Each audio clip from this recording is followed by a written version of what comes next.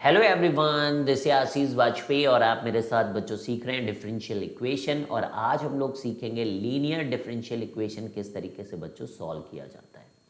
तो कल हम लोगों ने ये समझ लिया था कि लीनियर डिफरेंशियल इक्वेशन किस तरीके की दिखती है और आज हम उसको सॉल्व करने का तरीका भी बच्चों सीखेंगे। ठीक है बच्चों, तो आगे बढ़ते हैं। तो अगर आपने अभी तक चैनल्स को सब्सक्राइब नहीं किया, whether it is Ashish Vajpayee channel और इजी मैथ्स चैनल, बच्चों दोनों चैनल्स को फटाफट सब्सक्राइब कर लीजिए। प्राइवेट ट्यूटोरियल्स के ऐप को भी आप इंस्टॉल कर सकते हो, उसके लिए आपको डिस्क्रिप्शन के लिंक में जाना पड़ेगा। वहाँ पर आपको बहुत हेल्पफुल जो है आपको कोर्सेज मिलने वाले हैं, टेस्ट सीरीज़ मिलने वाली है, तो ये सब चीज़ों का आप यूज़ कर सकते हैं बच्चों। तो इस समय हम लोग 28th चैप्टर बच्चों डिफरेंशियल इक्वेशन कर रहे हैं। ठीक है, तो चलिए 6th अप्रोच हमारी है लीनियर डिफरेंशियल इक्वेशन को सॉल्व करना। कल हम लोगों ने समझ लिया था कि कैसी दिखती है और आज हम समझेंगे कि किस तरीके से आखिर इसको सॉल्व करते हैं। तो एक तो dy/dx होना चाहिए बच्चों, और ध्यान रखें यहाँ पर एक फंक्शन ऑफ x होना चाहिए जो कि y के साथ मल्टीप्लाइड हो, और दूसरी तरफ एक फंक्शन ऑफ x और होना चाहिए जो कि q ऑफ x है। तो अगर इस तरीके की डिफरेंशियल इक्वेशन आपको दिखती है तो वो होती है लीनियर डिफरेंशियल इक्वेशन। अब इसको करने के लिए अब यहाँ पर ये जो y के साथ मल्टीप्लाइड है ना बच्चों, ये पी एक्स जो फंक्शन है ये बहुत ही इंपॉर्टेंट है, यही सारा रोल यहाँ पर प्ले करता है। तो हमें क्या करना पड़ता है बच्चों, एक इंटीग्रेटिंग फैक्टर से मल्टीप्लाई करना पड़ता है। ठीक है, ध्यान रखेंगे इंटीग्रेटिंग फैक्टर। तो वो इंटीग्रेटिंग फैक्टर क्या है बच्चों, e की power P X D X, ये इंटीग्रल करना पड़ता है e, और ये जो इंटीग्रल हो रहा है आपका वो e की पावर में इंटीग्रल हो रहा है पी एक्स डी एक्स। तो ये जो वैल्यू आती है इससे जब दोनों तरफ मल्टीप्लाई कर देते हैं तो आंसर क्या आता है देखिएगा, मतलब क्या हमें सॉल्व करना होगा, y into integrating factor is equal to integral q of x और उसके साथ हमारा इंटीग्रेटिंग फैक्टर dx। ये इंटीग्रेशन आप सॉल्व कर लेंगे, आपका डिफरेंशियल इक्वेशन सॉल्व हो जाएगा। क्लियर है? फिर से एक बार समझ लीजिए, डिफरेंशियल इक्वेशन इस तरीके की दिखेगी तो उसको हम लोग LDE करते हैं। क्या कहते हैं? LDE। फिर ये जो y वाला टर्म है ना, y वाला, इसके साथ जो कोफिशिएंट है दैट इज px, वो हमारा इंटीग्रेटिंग फैक्टर बनेगा अगर इसको e की पावर में जाके px dx करके इंटीग्रेट किया जाए। फिर हम लोग जो हमारा सोल्यूशन आता that is y into integrating factor, यही e की power integral p d x is equal to integral Q x into integrating factor d x. तो ये हो जाता है बच्चों। अब करें हम लोग, अब देखते हैं कि कैसे आया ये, यहाँ से यहाँ तक आखिर हम लोग पहुँच कैसे रहे हैं, क्या हो रहा है। तो इसका प्रूफ देखते हैं बच्चों, प्रूफ। रेडी हैं आप प्रूफ देखने के लिए? ओके, तो लेट्स गो फॉर प्रूफ। तो अब देखिएगा, पहले तो आप लिखिए, बार बार लिखने से आपको समझ में आता है कि ओके ऐसा दिखता है, ऐसा दिखता है। तो P of x into y is equal to Q of x। यहाँ तक तो क्लियर ही है। इंटीग्रेटिंग फैक्टर क्या है, जल्दी से लिखिए। इंटीग्रेटिंग फैक्टर है E integral P X D x. अब आपको क्या करना होता है, दोनों तरफ इससे मल्टीप्लाई करना होता है बच्चों।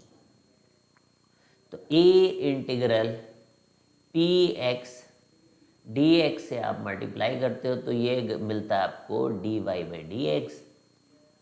ठीक है, और इधर भी मिल जाता है आपको y पी एक्स और e integral P X D x, और इधर भी मिल जाता है आपको क्यू एक्स और e integral P X D x. ऐसा हो जाएगा, बोलो बोलो। अब एक चीज़ आप देखिएगा, यहाँ पे बहुत ध्यान से देखिएगा बच्चों। तो अगर हम इन दोनों को देखें तो ये कुछ आपको दिखेगा, ऐसा प्रोडक्ट टाइप का चीज़ दिखेगा, एग्जैक्ट डिफरेंशियल टाइप का ये चीज़ आपको दिखेगा। यहाँ देखिए जो y है इसका डिफरेंशियल है dy/dx, और e का ज़रा देखिएगा कि इसको अगर डिफरेंशिएट किया जाए तो ये आपको e integral P X D x, और फिर इस इंटीग्रल का डिफरेंशिएशन करोगे तो आपको px मिलेगा। तो दिख रहा है ये प्रोडक्ट दिया गया, प्रोडक्ट। तो ये क्या दिया गया, प्रोडक्ट, यानी कि D by D X of किसका किसका प्रोडक्ट है, वाई टाइम्स इंटीग्रेटिंग फैक्टर का। इंटीग्रेटिंग फैक्टर कौन था, ई की power P X D X, E की पावर में है, और इधर की तरफ है आपके पास क्यू एक्स और ई की power P X D x. अब दोनों तरफ हम लोग क्या करेंगे, इंटीग्रल लगा देंगे। अब इससे क्या होगा कि पूरा जो डी बाई डी एक्स है वो इंटीग्रल के साथ खत्म हो जाएगा, and you will have Y times integral E की पावर में integral P X D x is equal to integral Q x into E की power P X D X. ये आपका देखिए पूरा डिफरेंशियल इक्वेशन सॉल्व करने का तरीका आ गया। तो रेडी है आप अब क्वेश्चंस देखने के लिए बच्चों, डन हो गया, एकदम आराम से समझ गए आप। तो क्वेश्चन नंबर 1, तो यहाँ पर देखिए बिल्कुल सिंपल सा क्वेश्चन से स्टार्ट करें बच्चों। D y by D x, यहाँ पर देखिएगा 3x² upon 1 plus x cube, और यहाँ पर आपको मिलेगा y, और यहाँ पर कुछ मिल रहा है आपको sine square x upon 1 plus x cube. अब सबसे पहले हमें देखना पड़ता है कि अच्छा ये एल डी है, oh my God this is L D. उसके बाद पी एक्स कौन है, ये, तो इंटीग्रेटिंग फैक्टर ही है जो पहली चीज़ हम लोग जिस पे ध्यान देते हैं। ई की पावर में 3x² upon 1 plus x cube D x. अब देखो इसका डिफरेंशिएशन ऊपर मौजूद है इसका, तो ये क्या हो गया, ये dx बाई एक्स टाइप की कहानी हो गई है।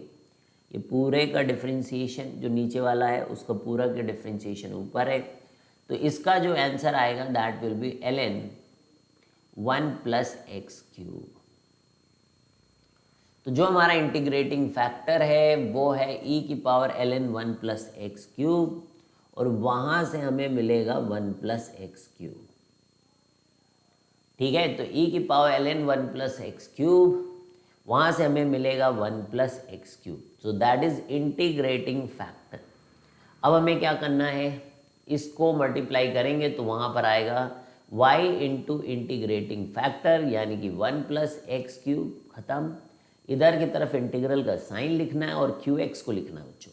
तो क्यू एक्स है कौन, sine square x upon 1 plus x cube, multiply किससे करना है 1 प्लस एक्स क्यूब, और यहाँ पर किसको रखना है डी एक्स को। अब 1 plus x cube 1 plus x cube cancel, and now you have Y times 1 plus x cube, और इंटीग्रल किसका करना है बच्चों, साइन स्क्वायर एक्स, जिसको हम लोग 1 minus cos 2x divided by 2, और यहाँ पर लिखते हैं डी एक्स। डन है, ये x आएगा, ये साइन 2x बाई 2 आएगा। तो अब आपके पास आंसर भी आ चुका है बच्चों, y times 1 plus x cube, यहाँ से आया x, यहाँ से आ गया साइन 2x डिवाइडेड बाई 4 हो गया है, और यहाँ पर तो 2 ही रहेगा, वो प्लस कॉन्स्टेंट। तो क्लियर है, आ गया पूरा क्वेश्चन आपको अच्छे से, देख लो एक बार पूरा अच्छे से चेक कर लो। डन है, वेरी गुड। ठीक है, तो क्लियर है, मतलब ये ऐसा ही होना है बच्चों, ऐसा ही होना है। This is the crux of this entire thing. इस तरीके से प्रोसीजर आपको फॉलो करना है, आप आसानी से क्वेश्चन को कर ले जाएंगे बच्चों। ठीक है, बोर्ड में तो आपको इसी लेवल का मिलने वाला है। ठीक है, और जेईई मेंस में भी बहुत बार बहुत आसान जब रहता है क्वेश्चन इसका, तो या तो देखिए ज़्यादातर क्वेश्चन आपको एलडीई के ही देखने को मिलते हैं बच्चों। ठीक है, ऐसा नहीं कि वेरिएबल सेपरेबल के नहीं आते हैं या होमोजीनियस के भी आते हैं, पर ज़्यादा अगर आप प्रीवियस ईयर में उठा के देखेंगे बच्चों तो आपको एलडीई के सबसे ज़्यादा क्वेश्चन मिलेंगे। तो अब आप फटाफट चेक कर लीजिए। ओके, इसके आगे का कोफिशिएंट 1 है, और ये रहा हमारा tan x बच्चों, और ये रहा qx, यानी कि this is px and this is qx। तो पहली चीज़ क्या करते, बोलो पहली चीज़ क्या करते बच्चों, आज ही बताएंगे आप लोग, इंटीग्रेटिंग फैक्टर। और इंटीग्रेटिंग फैक्टर भी बड़े मज़ेदार होता है बच्चों। इंटीग्रल कुछ ऐसा आता है कि ये ई ख़त्म हो जाए, है ना। ज़्यादातर जो आसान क्वेश्चन रहेंगे उसमें ऐसा ही होता है। जैसे tan x है, तो tan x का इंटीग्रेशन ln sec x होता है बच्चों। तो ln जब आएगा आपका तो वो तो e को निपटा ही देगा ना, अरे निपटा ही देगा ना, क्या है नहीं समझते हैं। तो ln sec x, तो यहाँ से क्या आएगा, यहाँ से sec x आएगा। अब इसको आप इसके देखो, इधर का गेम खत्म है बच्चों, खेला तो y इंटू sec x, और इधर देखा ये तो खत्म है। यहाँ से cos x को जब आप sec x से मल्टीप्लाई कराओगे तो वही cos x और sec x तो कट जाएंगे, और फिर ये एकदम हल्का फुल्का इंटीग्रेशन आपके लिए बचा है। बताइए, कोई इज्जत ही नहीं आपकी। x की पावर m+1 अपॉन m+1, और ये लगा दिया आपने तगड़ा वाला कांस्टेंट।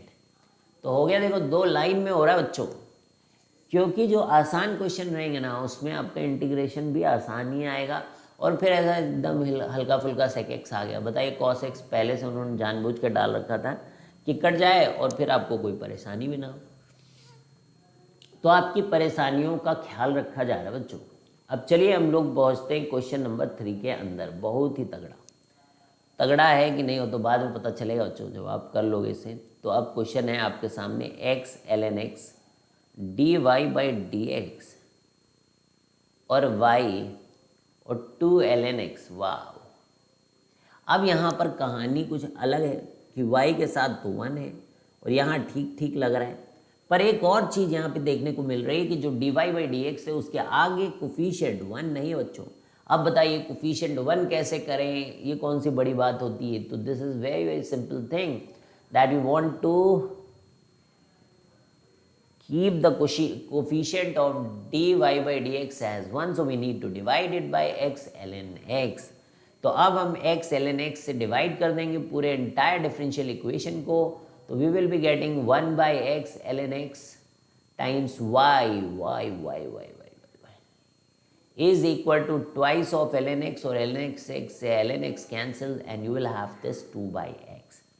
अब you can see that कि this is 1/x ln x which is acting as a px, और इसको अपन इंटीग्रेटिंग फैक्टर लेंगे। तो ये e और यहाँ पे integral, and this is 1/x ln x dx। तो अब हम लोग क्या करेंगे, ln x को t मान लेंगे, तो ये 1/x dx क्या हो जाएगा बच्चों, dt हो जाएगा।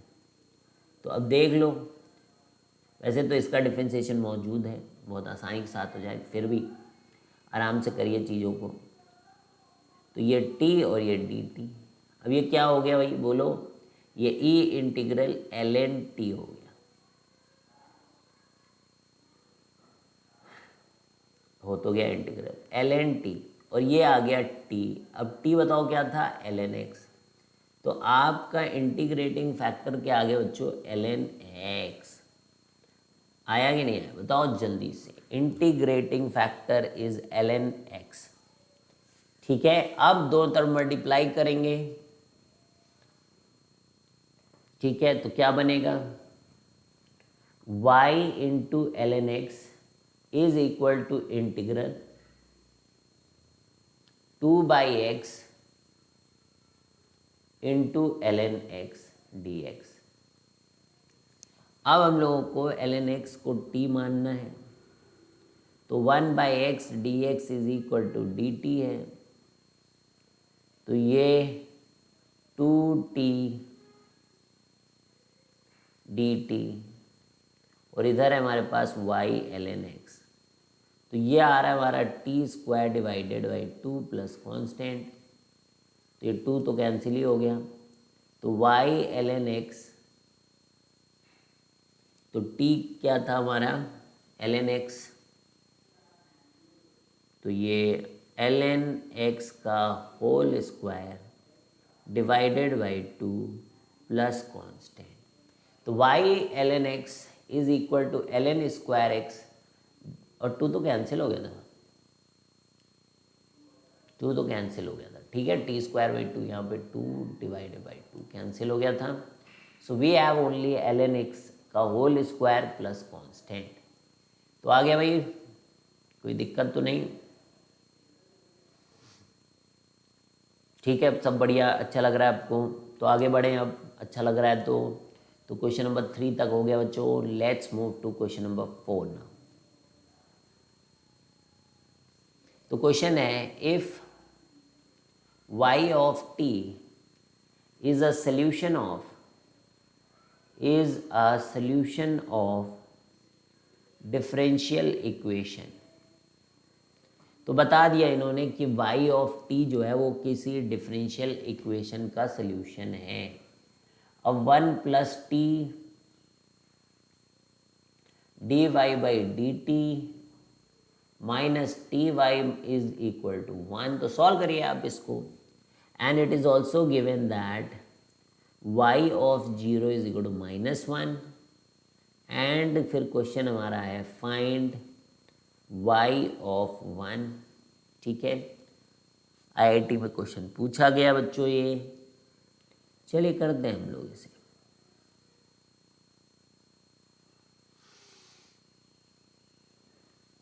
तो इसको देखिए, जब यहाँ पर आपके पास है 1 plus t times d y by d t minus t y is equal to 1। तो अभी क्या है, अभी मामला बिल्कुल अच्छा नहीं है यहाँ पर, क्योंकि d y by d t के सामने का कोफिशिएंट 1 होना चाहिए। तो उसमें कोई घबराने की बात नहीं होती है, वो बहुत ही आसान चीज़ है कि इससे डिवाइड कर दीजिए। तो minus t upon 1 plus t minus t upon 1 plus t, और यहाँ पर आपको मिला y, और is equal to 1 upon 1 plus t. ये इस तरीके से बन गया है। अब इसे आपको इंटीग्रेट करना पड़ेगा बच्चों।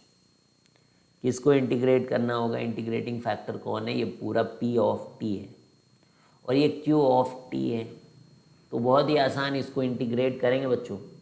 तो चलिए इधर साइड इंटीग्रेटिंग फैक्टर निकालते हैं अपना, क्योंकि सारा दारमदार क्वेश्चन का इंटीग्रेटिंग फैक्टर पे होता है। तो e की पावर में माइनस तो बाहर ले लें, t अपॉन 1 प्लस टी, और यहाँ पर हमारे पास होता है dt। तो एक जोड़ो एक घटाओ, इस चक्कर में क्या हो जाता है कि -1, क्योंकि t प्लस 1 और नीचे भी t प्लस 1 कट जाए। फिर t प्लस 1 करके -1 किया था, तो उसके कारण आ गया 1 प्लस टी। ठीक है, ये है कहानी। अब 1 का इंटीग्रेशन t है और इसका है ln 1 प्लस टी। बोलो भाई, इसका है ln 1 प्लस टी। अब देखिए, अब इसको थोड़ा सा अंदर मल्टीप्लाई कर दो तो e की पावर -t, और ये प्लस है e की पावर ln, मतलब इसी में ln 1 प्लस टी है। तो इनको अलग अलग कर सकते हैं हम लोग कि e ln 1 प्लस टी, और नीचे चला जाएगा e की पावर t, और ये ख़त्म होके 1 प्लस टी अपॉन, बोलो बोलो, 1 प्लस टी टाइम्स e की पावर -t।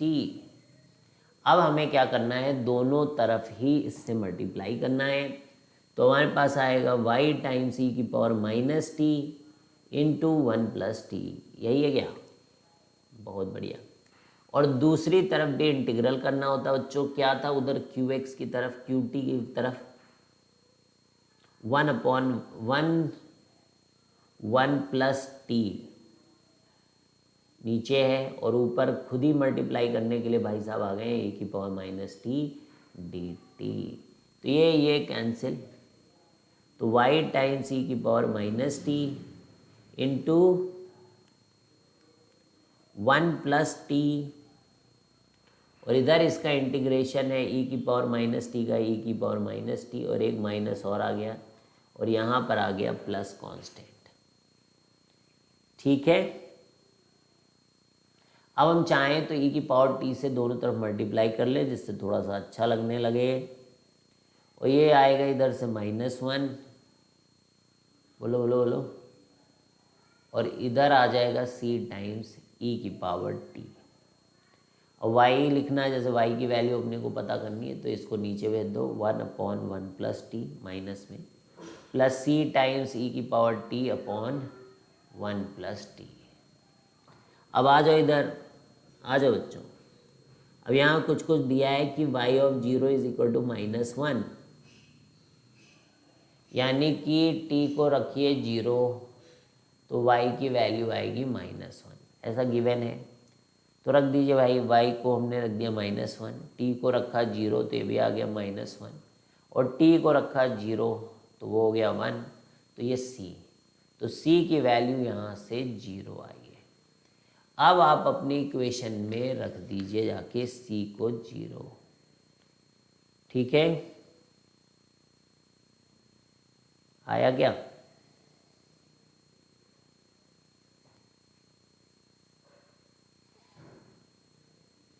अब लिखो इक्वेशन, तो 0 रख दोगे तो y की वैल्यू केवल बच रही, केवल और केवल -1/1 प्लस टी, इतनी वैल्यू बच रही है।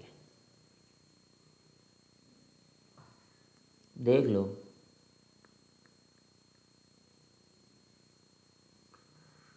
प्रॉपरली देख लीजिए।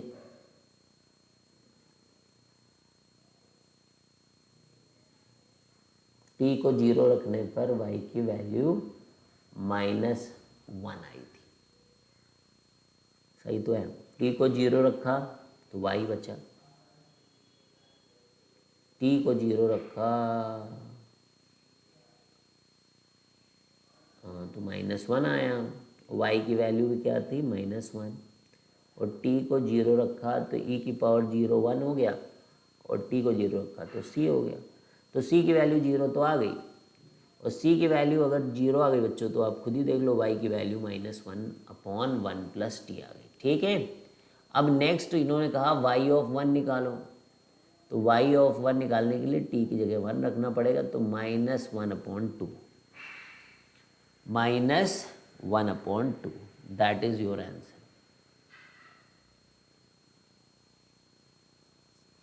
ठीक है।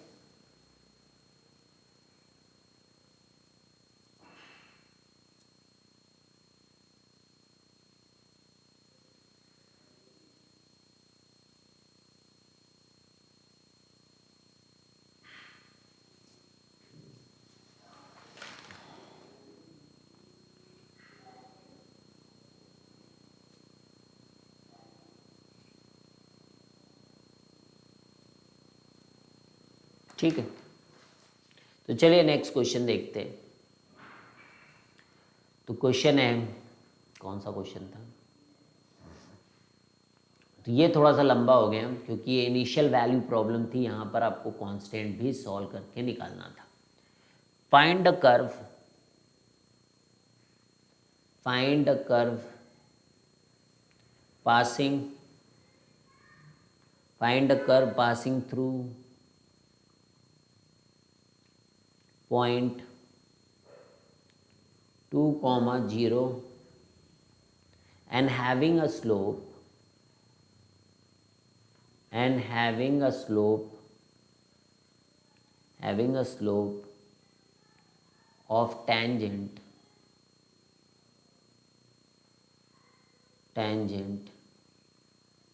at any point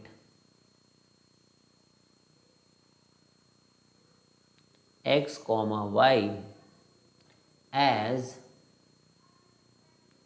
x plus 1 का whole square plus y -1/x plus 1, ठीक है।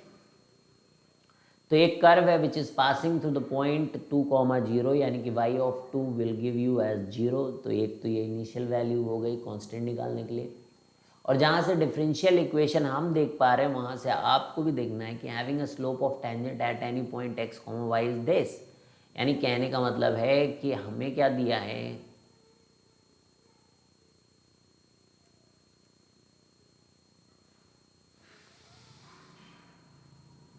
dy/dx इज, देखो x प्लस 1 का whole square upon x plus 1 करोगे तो x प्लस 1 बचेगा, -1/x प्लस 1 बचेगा, प्लस y/x प्लस 1 बचेगा, ठीक है। बोल दो जल्दी से, सही है सब कुछ। अब देखो कहीं डिफरेंशियल इक्वेशन लीनियर वाली तो नहीं, तो ये इधर कर लेते हैं अच्छे से। तो इसको इधर भेजेंगे तो minus Y upon x plus one, और इधर देखेंगे तो X plus one minus one upon x plus one. Good. अब देखिए minus one upon x plus one integrating factor हो जाएगा, मतलब ई की पावर में E integral minus one upon one plus x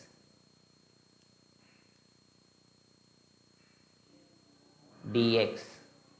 तो ये आएगा ln वन प्लस एक्स, माइनस बाहर कर लो, ये क्या आएगा ln वन प्लस एक्स।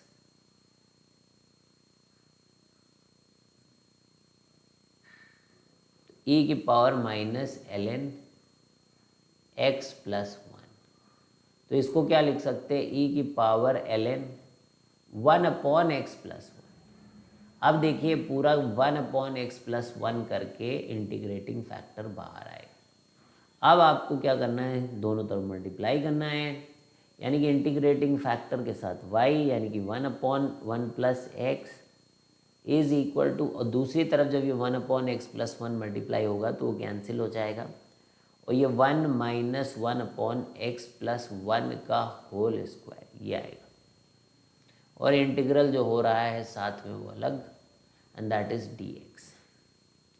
तो ये कितना आएगा, y upon one plus x is equal to x plus one upon x one plus x plus constant. ठीक है, अब इसको इधर भेज दो तो y is equal to x times x plus one plus c times x plus one. तो ये आपका जनरल इक्वेशन आ गया। लेकिन अभी भी ऐसा नहीं है कि हो गया है, तो कर्व पासिंग थ्रू पॉइंट 2,0 आपको फाइंड आउट करनी है। तो 2,0 तो यहाँ 0 रखिए और यहाँ 2 रखिए, 2,0 क्योंकि फाइंड आउट करना है, और सी को सी रखिए और यहाँ रखिए 2,0 यानी कि 3।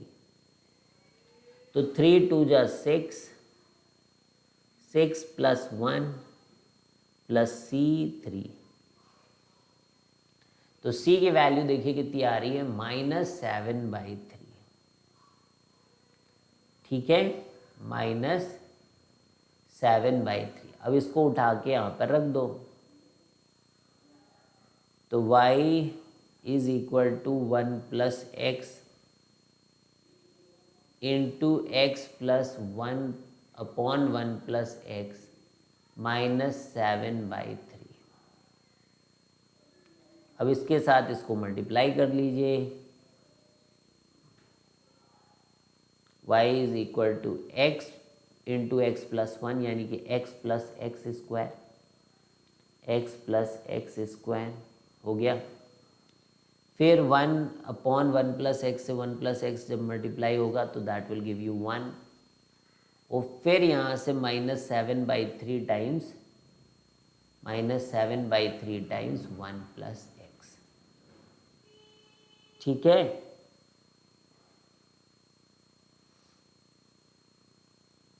और थोड़ा सा सॉल्व कर लें तो x plus x square plus 1 -7/3 -7/3x। ठीक है, तो y is equal to x square 3x minus 7x यानी कि -4/3x। ठीक है, ये और ये,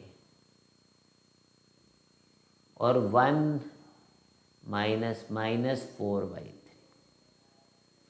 ये आपका आंसर आएगा।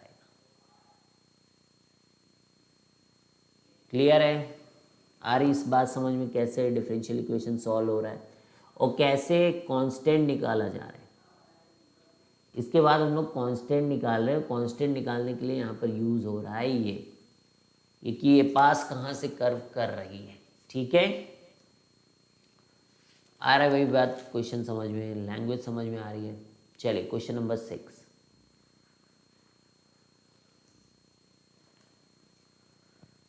तो सर्टेन पॉपुलेशन का एक फंक्शन है बच्चों, एक पॉपुलेशन का फंक्शन है d of f of t by d t is equal to 0.5 p of t -4/50। ठीक है, तो ऐसे पॉपुलेशन कुछ इस तरीके से चेंज हो रही है इस फंक्शन की हेल्प से। और ये भी गिवन है कि इफ पी ऑफ 0 जो है वो गिवन है 850। Find the time. तो ये एक पॉपुलेशन, वायरस के पॉपुलेशन का, कोरोना वायरस ही मान लो, उसके जो है उसका पॉपुलेशन किस तरीके से चेंज हो रहा है उसका एक फंक्शन दिया गया। ठीक है, d of f t by d t, f t नहीं है पी टी है।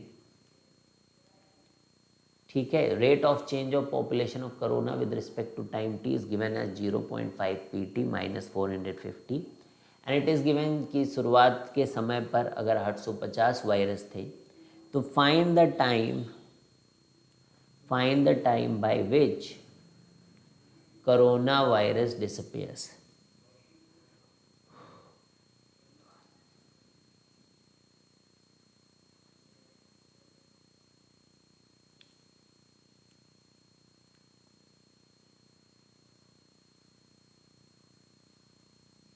ठीक है,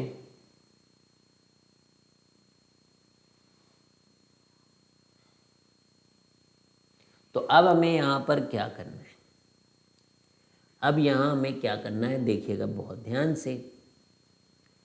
ठीक है, तो इसको हाफ कर लेते हैं, हाफ क्या कर लेते हैं, इसको हाफ कर लेते हैं हम लोग, और फिर एलसीएम वगैरह ले लेते हैं। तो D of P T upon D T half लिखेंगे तो ये हो जाएगा P of T -900 divided by 2।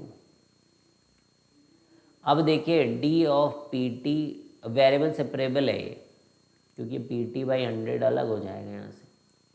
P t -100 is equal to half of d t. बोलो भाई, अब दोनों तरफ इंटीग्रेट कर लो, वेरिएबल सेपरेबल मेथड, लॉग हो जाएगा,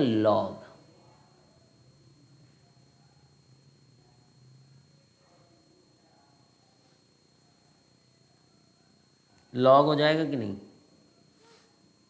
इसी का डिफ्रेंशिएशन वहाँ पर मौजूद है। जैसे डी एक्स बाई एक्स होता है तो ln हो जाता है, तो ये हो जाएगा ln पी टी -900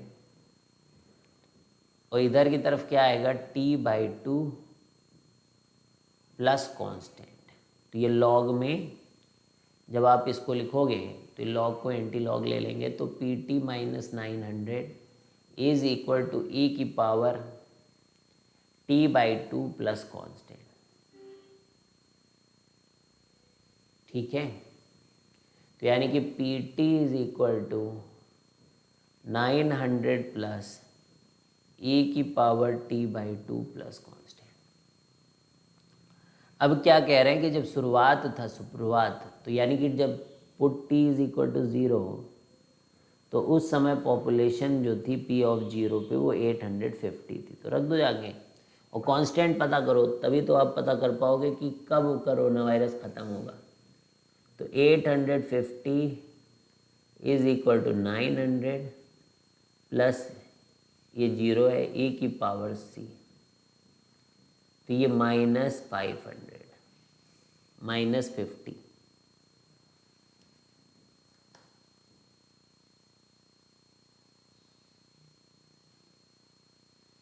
तो e की पावर c है -50।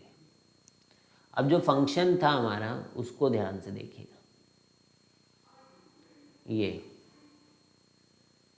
अब यहाँ पे लिखिए p of t is equal to 900 और ये देखो ये e की पावर c है, तो इसको लिखिए आप -50 इंटू ई की पावर t/2।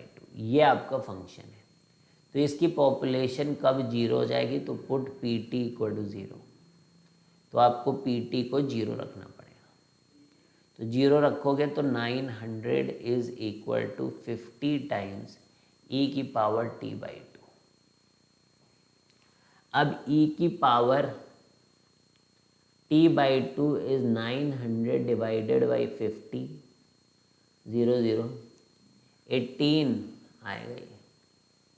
तो t/2 इज ln 18, तो टाइम जो हो जाएगा वो 2 ln 18। इस समय आपके कोरोना वायरस खत्म हो जाएंगे। क्लियर है? समझ में आया? फिर से एक बार बता दूं मैं। तो दिया था कि population of corona virus is changing with the help of this function. एक फंक्शन ऐसा मॉडल किसी ने तैयार किया और उसको पता चला कि भाई कोरोना वायरस जो है इस तरीके से बिहेवियर है उसके पॉपुलेशन का, यानी कि रेट ऑफ चेंज ऑफ जो पॉपुलेशन है that is 0.5 times pt minus 450। अब उन्होंने कहा जब शुरुआत हुई थी अपने देश में तो उसी दिन 850 कोरोना वायरस थे, तो अब कब कोरोना वायरस खत्म होंगे? ठीक है, तो बस फिर ये जैसे आप डिफरेंशियल इक्वेशन सॉल्व करते हो उस तरीके से करिए।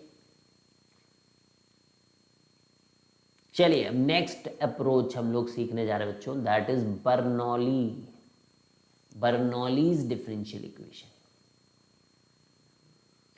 बर्नौलीज डिफरेंशियल इक्वेशन क्या सीखने जा रहे हैं?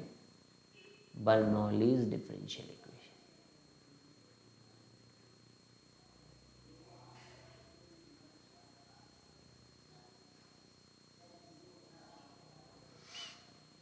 So dy by dx plus p of x into y is equal to q of x into y की power n।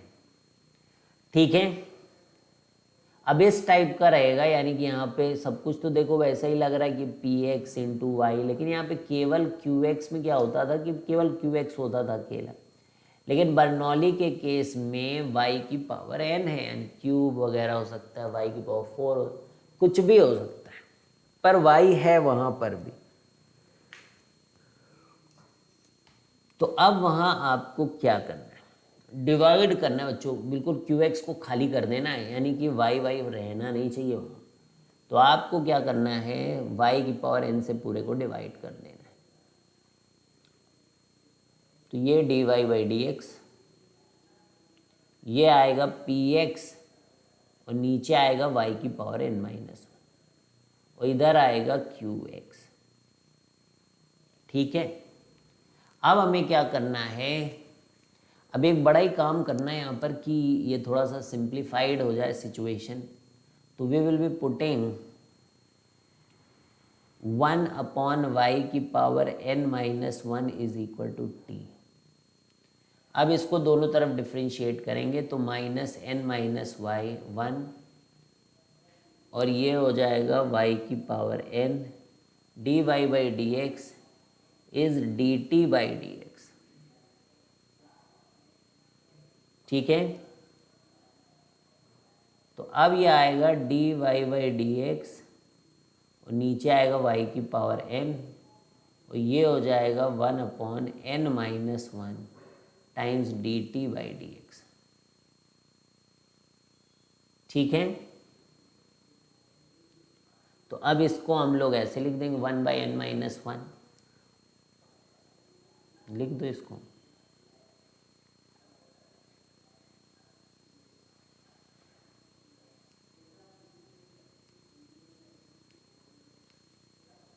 D t by D x. ठीक है, माइनस, लेकिन मेरा कहाँ गया माइनस, और यहाँ पर देखिए समझिएगा बात को, ये टी मान लिया गया तो प्लस टी पी एक्स बस, और ये क्यू एक्स, तो ये तो कांस्टेंट ही है। तो अब ये लीनियर डिफरेंशियल इक्वेशन बन गई है। देखिए ना, पी एक्स और टी के टर्म्स में क्यू एक्स है, इसको तो चाहो तो इधर उधर भेज भी सकते हो, कांस्टेंट ही है। तो कोई फर्क नहीं पड़ता। आप क्वेश्चन करेंगे बच्चों। तो देखते जरा बर्नौली के क्वेश्चन कैसे दिखते हैं, शकल सूरत उनकी कैसी है। तो d y by D x, ठीक है भैया, ये तो लीनियर जैसे ही अभी अकेला खड़ा हुआ है। फिर वाई बाई एक्स, ठीक है, बहुत अच्छा लग रहा है। लेकिन यहाँ पर वाई क्यूब है बच्चों। यहाँ तो x का फंक्शन होना चाहिए था या कांस्टेंट होना चाहिए था, लेकिन यहाँ हम लोग क्या देख रहे हैं, वाई क्यूब। तो सबसे पहले डिवाइड करो इसी से, जिससे कि यहाँ पे x का फंक्शन बने, कांस्टेंट बने। तो डिवाइड बाई वाई क्यूब, किससे डिवाइड करेंगे, वाई क्यूब से। तो वाई क्यूब से जब डिवाइड करेंगे तो बन जाएगा 1 by y cube into d y by D x plus 1 by y square times x is equal to 1। ये आ जाएगा। अब हमें इसे टी मानना है, इसे 1 बाई वाई स्क्वायर को टी मानना है। तो वाई की पावर -2 यानी -2 by y cube is equal to d T.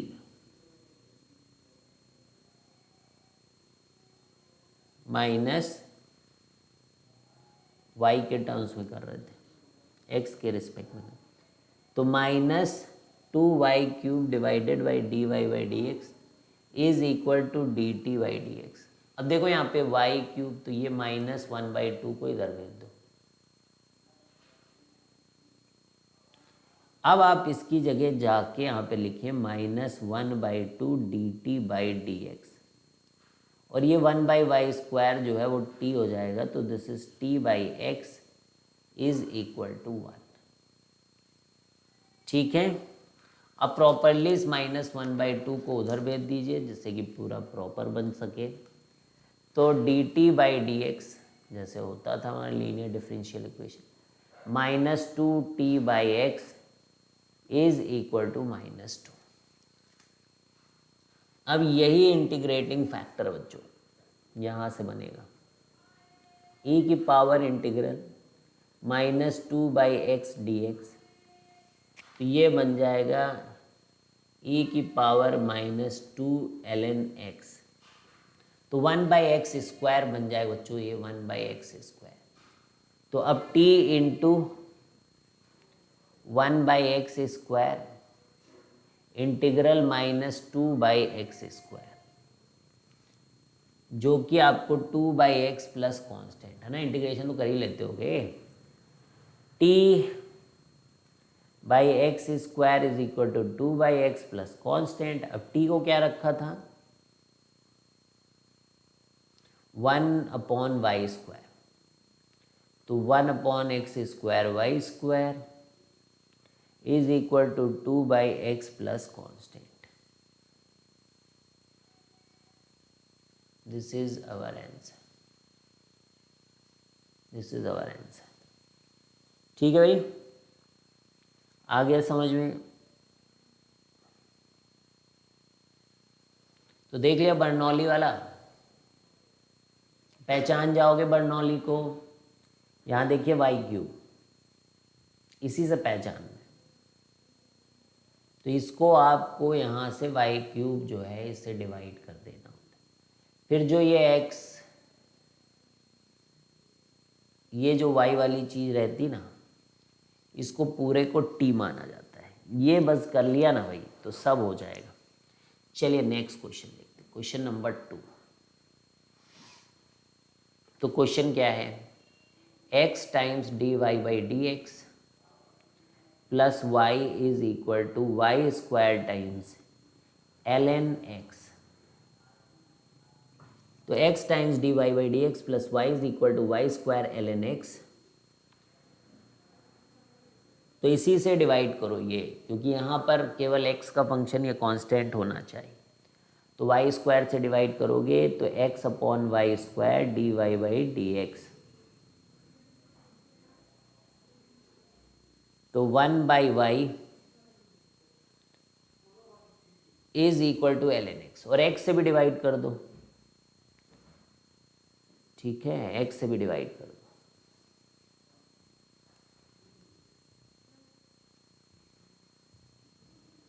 1/y times x, और ये आ गया ln x बाई x ऐसे। तो 1/y² dy/dx plus 1/xy is equal to ln x divided by x। ठीक है, बोल दो सही है, बढ़िया। अब क्या करना पड़ता है, किसको t मानना पड़ता है, 1/y को t मान लो।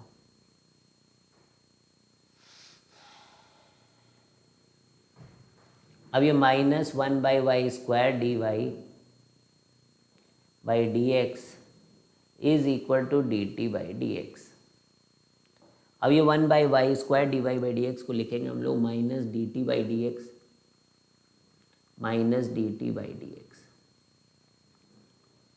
प्लस 1/y को t plus t/x is equal to ln x/x is equal to ln x/x।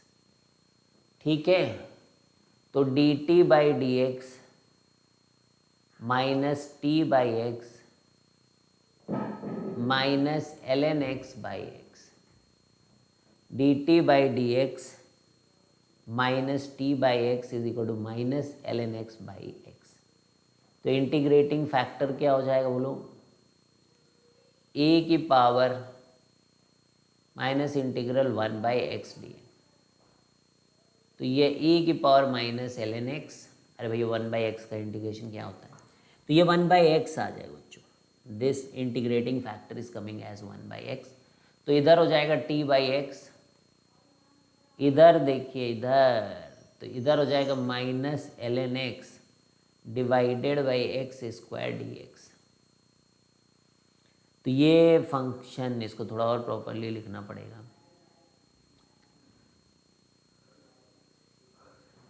ln x minus 1/x² dx, इसको फर्स्ट फंक्शन और इसको सेकेंड फंक्शन। तो शुरू हो जाओ ये इंटीग्रेशन करना। और t की वैल्यू को क्या लिया था हम लोगों ने, 1/y, तो ये बन जाएगा 1/xy, प्रॉपरली लिख लीजिए इसको, 1/xy इज इक्वल टू, तो अब हम लोग क्या करेंगे, ln x को एज इट इज रखेंगे, और जो -1/x² का इंटीग्रेशन करेंगे तो वो 1/x आ जाएगा, माइनस दिस इज 1/x जो इंटीग्रेशन करने से आया, जो ln x है वो 1/x आया, dx, काम खत्म। तो ln x/x माइनस 1/x² यानी x की पावर -2, तो plus 1/x plus constant, so this is 1/xy। ठीक है, तो हो जाएगा भाई, ये x इधर भेज दें, तो ये 1 इज इक्वल टू x से x कैंसिल, x से x कैंसिल, cx और y भी, तो y times ln x plus 1 plus cx।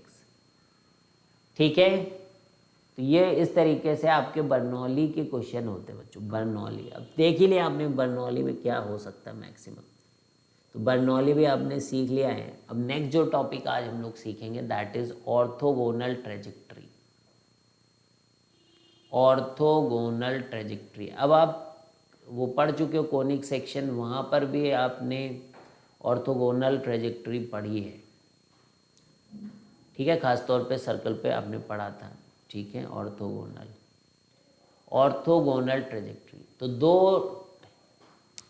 ये क्या है, ट्रेजेक्ट्री मतलब लोकस ऑफ पॉइंट है, कुछ ऐसे कर्व जो एक दूसरे को 90 डिग्री पे कट करें, यानी कि जो उनकी टेंजेंट्स हैं ना, जो उनके टेंजेंट्स हैं उनके स्लोप का प्रोडक्ट -1 होना चाहिए। ठीक है, तो ऑर्थोगोनल ट्रेजेक्ट्री में होता क्या है, तो पॉइंट लिख लीजिए कि क्या करना क्या पड़ता है। कर्व बहुत ही आसान होता है, a curve y is equal to fx is given, है ना, मतलब कोई कर्व दिया रहेगा और पूछेंगे कि इसकी ऑर्थोगोनल ट्रेजेक्ट्री निकालो, मतलब ऐसी ट्रेजेक्ट्री जो इसको 90 डिग्री पे कट कर रही है। तो curve y is equal to fx is given, to find orthogonal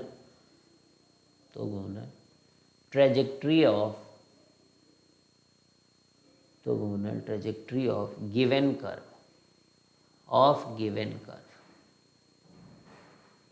ठीक है, तो ये करना है। अब देखो सबसे पहले क्या करो, get differential equation of given curve.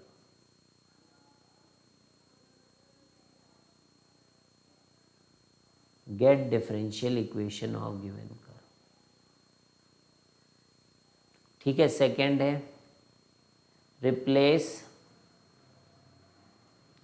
dy by dx by minus dx by dy।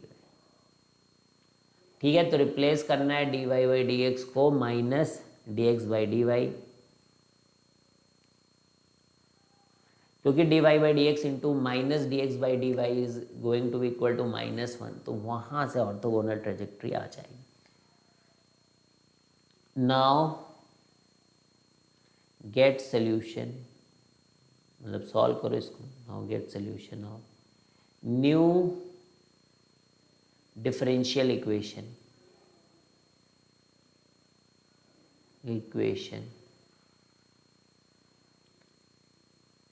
यानी कि orthogonal trajectory of given curve.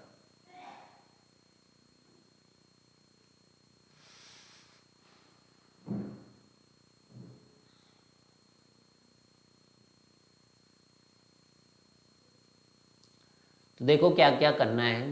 पहले तो differential equation of given curve दी रहेगी या कुछ इन्फॉर्मेशन दी गई होगी, जिससे कि आप जो है कर्व का डिफरेंशियल इक्वेशन बना लो। ठीक है, फिर जब वो डिफरेंशियल इक्वेशन आएगी तो उसमें dy by dx तो रहेगा ऑब्वियसली। तो जो dy by dx है, अब आपको क्योंकि उसके ऑर्थोगोनल ट्रेजेक्ट्री की इक्वेशन फाइंड आउट करनी है, तो dy by dx की जगह हम लोग माइनस dx by dy लिख देंगे। जहाँ जहाँ dy by dx है वहाँ पर क्या लिख देंगे, माइनस dx by dy। अब यहाँ से हम लोग x और y के बीच में इक्वेशन निकालेंगे, और जो इक्वेशन निकालेंगे वो हमारी ऑर्थोगोनल ट्रेजेक्ट्री हो जाएगी। ठीक है, तो अब शुरू करते हैं हम लोग क्वेश्चन करना। फाइंड द ऑर्थोगोनल ट्रेजेक्ट्री, एक क्वेश्चन करेंगे। ठीक है, फिर कल हम लोग इसी के आगे बढ़ेंगे। Find orthogonal trajectory of straight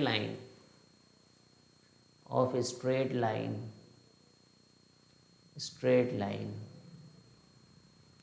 passing through origin.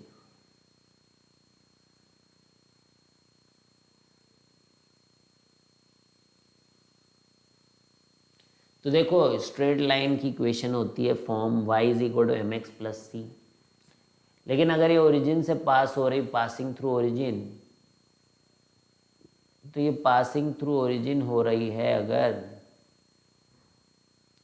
तो हम लोग क्या करेंगे, c को 0 करके y is equal to M x ये कर देंगे। ठीक है, अब एक ही आर्बिट्रेरी कांस्टेंट है, तो अब पहले तो डिफरेंशियल इक्वेशन देखो हम लोग बनाए, तो बनाया ही हम लोगों ने कि डिफरेंशिएट कर दो तो dy by dx is equal to m आ जाता है, और m को क्या लिख सकते हैं, y by x।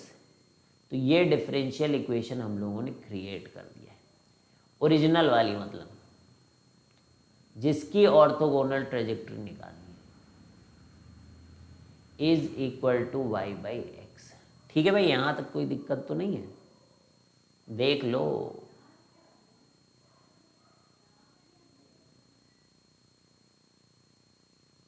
अब dy by dx को हम लोग माइनस dx by dy लिखेंगे, क्योंकि अब हम लोग ऑर्थोगोनल ट्रेजेक्ट्री फाइंड आउट करने जा रहे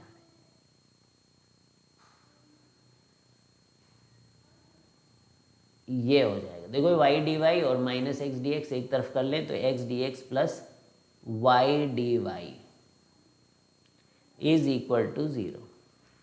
अब इंटीग्रेट कर दो तो x square by 2 plus y square by 2 is equal to constant.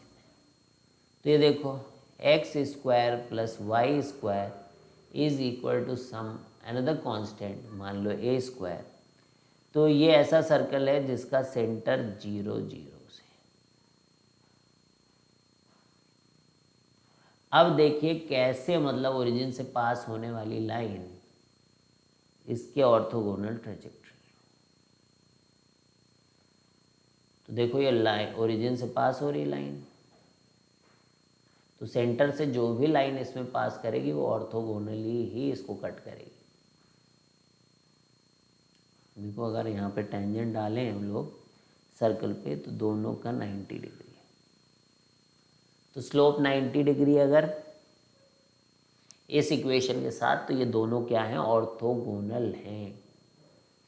ठीक है भाई, कोई दिक्कत तो नहीं है, निकाल लिया आपने। एक और कर लें, अब आई गया आपको तो कर ही लेते एक और। क्वेश्चन नंबर 2, तो यहाँ पर क्या है कि x Y is equal to C square, तो एक आर्बिट्रेरी कांस्टेंट है। अब डिफ्रेंशिएट कर लो तो y plus x times y dash is equal to 0, तो यहाँ से dy by D x is equal to minus y by x. अब ऑर्थोगोनल ट्रेजेक्ट्री चाहिए बच्चों, तो minus d x by d y कर लेंगे हम लोग। तो minus d x by d y is equal to minus y by x, minus minus cancel. अब x d x is equal to y d Y, तो ये X square divided by 2 is equal to Y square divided by 2 plus constant. तो ये क्या है, X square minus Y square is equal to some constant आ गया, जो कि क्या है, एक हाइपरबोला है, हाइपरबोला। ठीक है, तो इस कर्व का यानी कि x Y is equal to C square का, X Y is equal to C square, rectangular hyperbola, इसको क्या बोलते हैं हम लोग, रेक्टेंगुलर हाइपरबोला। तो इसका ऑर्थोगोनल ट्रेजेक्ट्री जो है वो हाइपरबोला है, ये भी रेक्टेंगुलर ही हाइपरबोला है। तो ये दोनों एक दूसरे को 90 डिग्री पे कट कर रहे हैं। तो कहने का मतलब इसका टेंजेंट ड्रॉ करो, इसका टेंजेंट ड्रॉ करो, तो दोनों एक दूसरे को कितने कट करने चाहिए, 90 डिग्री। ठीक है, तो आई थिंक आज के लिए इतना काफ़ी है। तो एक बार रिवाइज कर लेते हो बच्चों, क्या क्या हम लोगों ने किया है, फटाफट फटाफट फटाफट, बहुत कुछ कर लिया। तो आज हम लोगों ने लीनियर डिफरेंशियल इक्वेशन से बच्चों शुरुआत की थी। उसमें समझा था कि एक इंटीग्रेटिंग फैक्टर की ज़रूरत होती, कैसा दिखता है, कल से चालू है।